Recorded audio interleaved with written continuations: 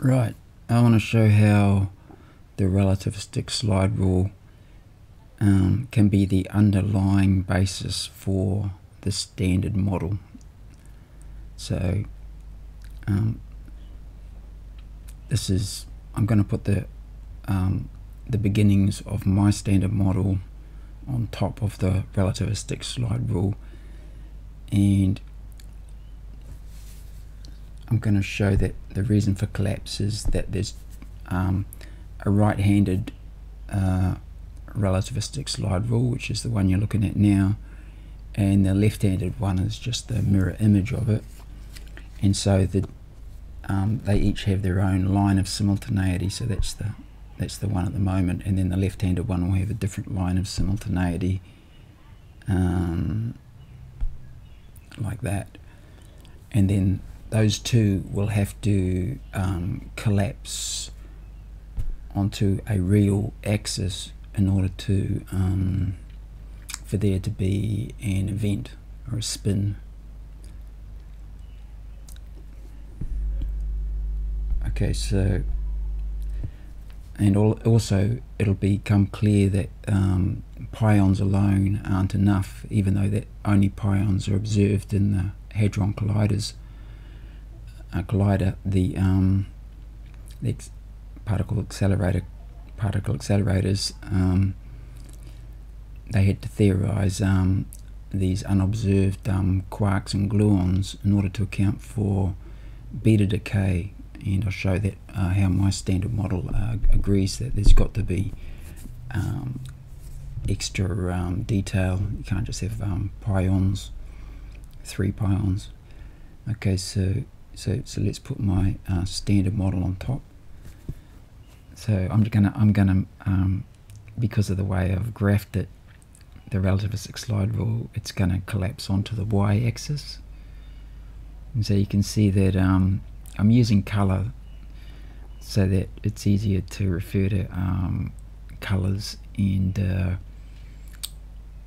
probably flavors too, even though really there's just anyons. So flavors are anyons, they're partial charges, and when the collapse happens, you'll find that I'll demonstrate that you end up with a whole charge, either a plus, a neutral, or a -1.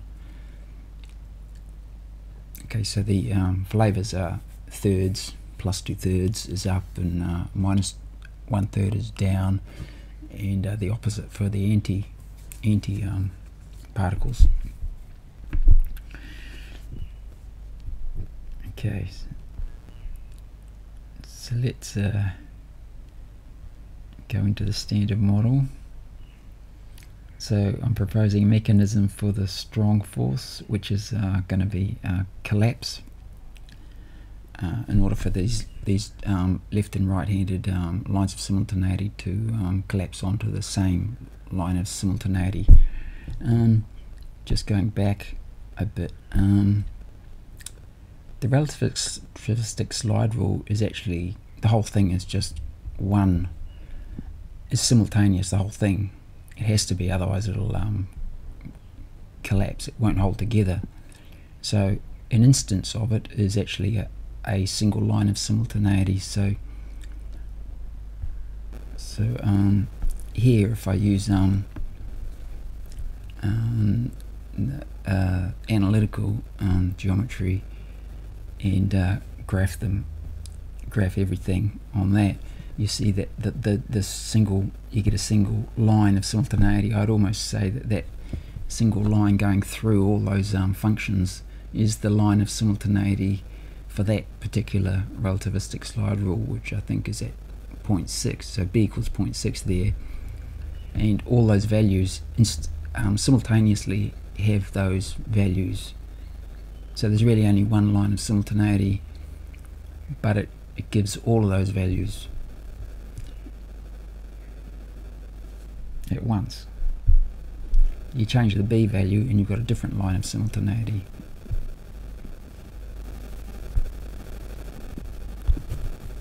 Okay, so back to the standard model. It turns out that the Weinberg angle, which I've calculated to be exactly that, 28.78 degrees, because that gives me the correct mass for the W boson.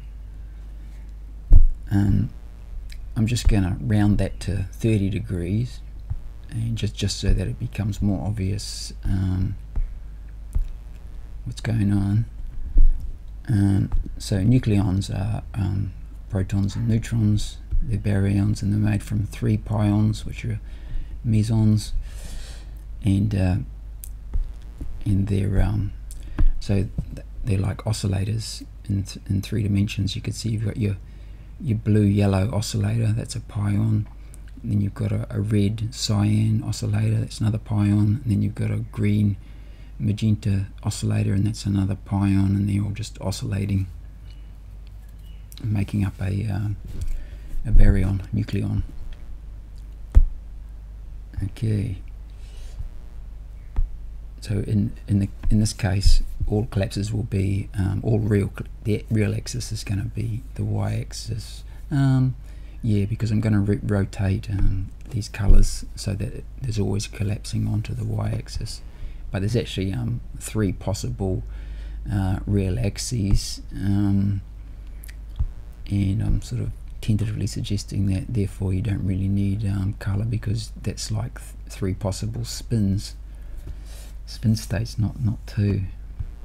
But anyway, to calculate the probability of a quark collapsing, a quark is L, so you just square it, probability 75%, and because of the Weinberg angle is about 30 degrees, you find that the probability of a gluon collapsing is exactly the same, 75% probability, because a gluon is a boson, and that's the calculation for the intensity of a boson.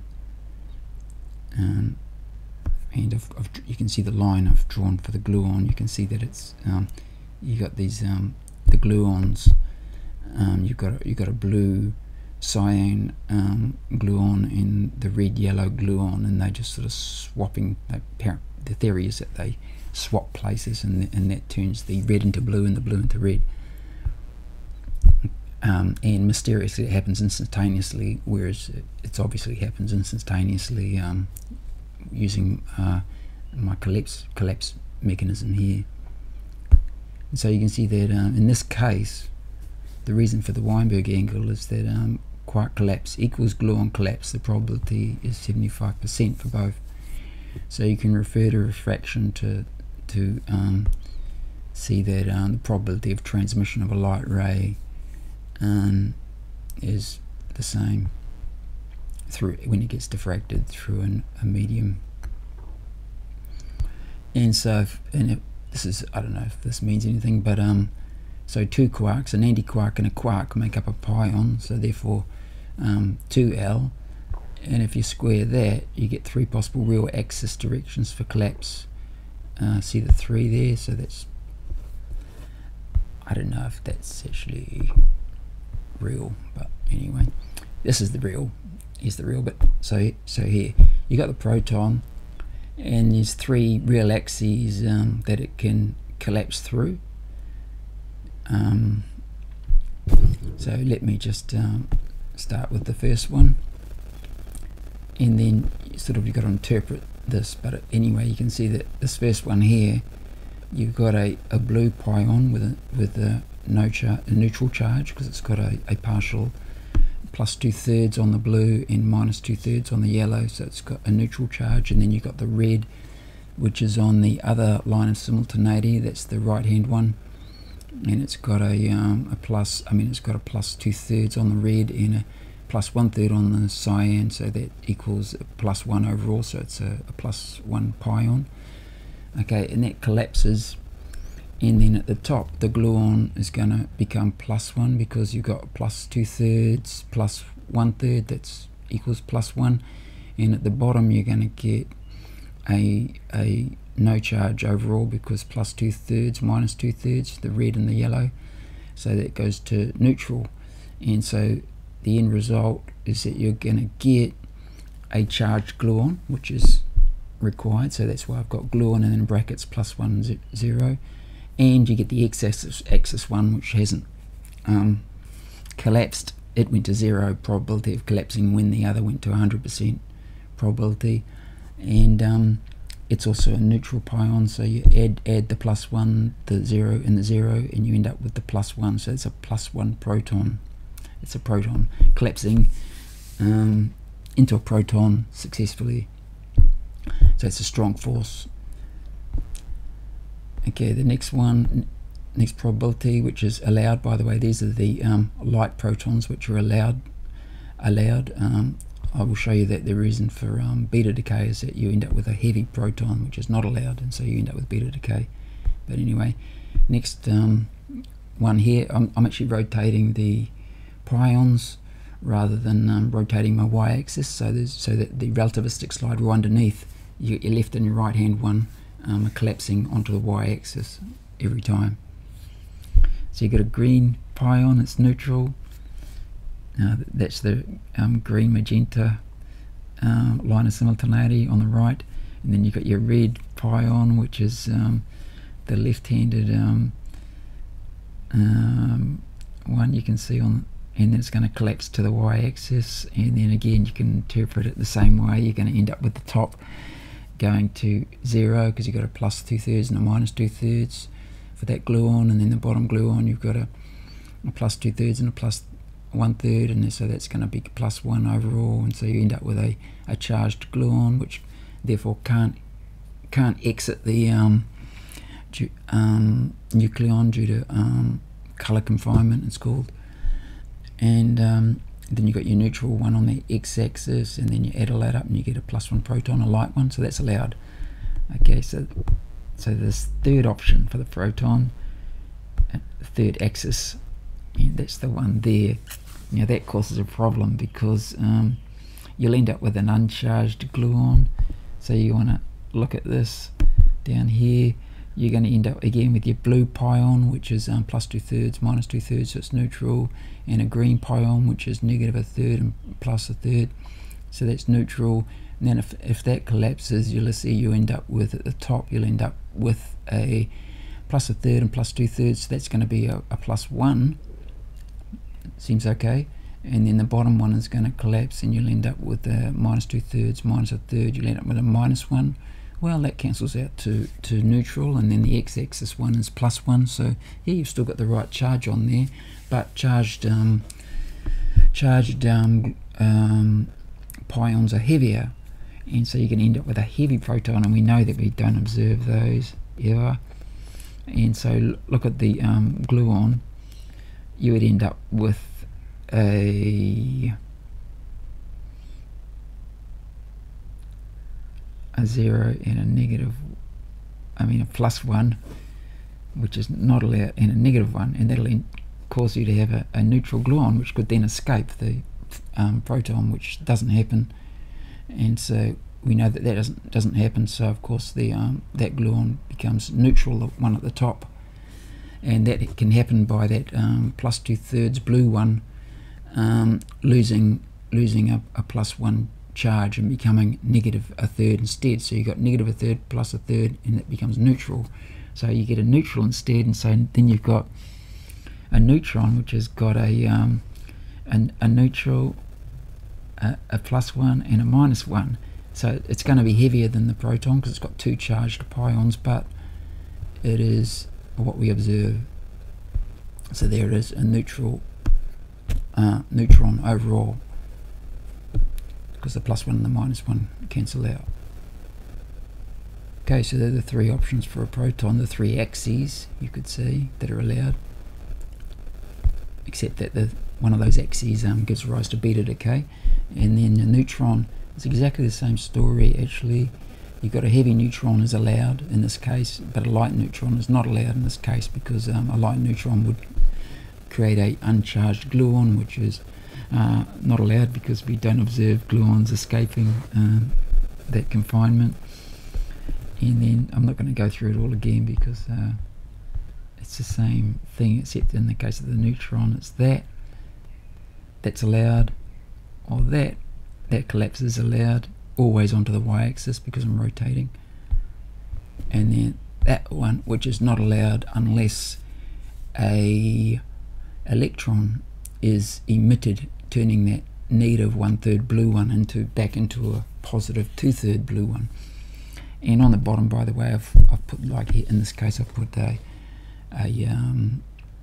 anti-neutrino, right-handed anti-neutrino on the bottom there, because that's just extra detail. But I've got to get this other stuff right first before I worry about the particle zoo. So flavors are like anyons, and I haven't thought about this too much, but obviously if you go through that, you've always got to have at least the same number of neutrons or more neutrons, otherwise you end up with too much of one charge, too much of a positive charge, and the nucleus will fall apart because of the repulsion of like charges, like positive charges. So I'm sort of, in a way, I'm trying to do away with this color charge in the gluons in favor of just anyons, really, and that anyons are just holding everything together because there's so much positive and negative charge all sort of interacting and attracting opposite charges, partial charges attracting, that the thing is just stays together. So it's a simplification. I don't know if I get away with it, but it is handy to still have the colours in there and the flavours, just as to make things easier to communicate. There's the overall collapse. It'll do. It was long enough.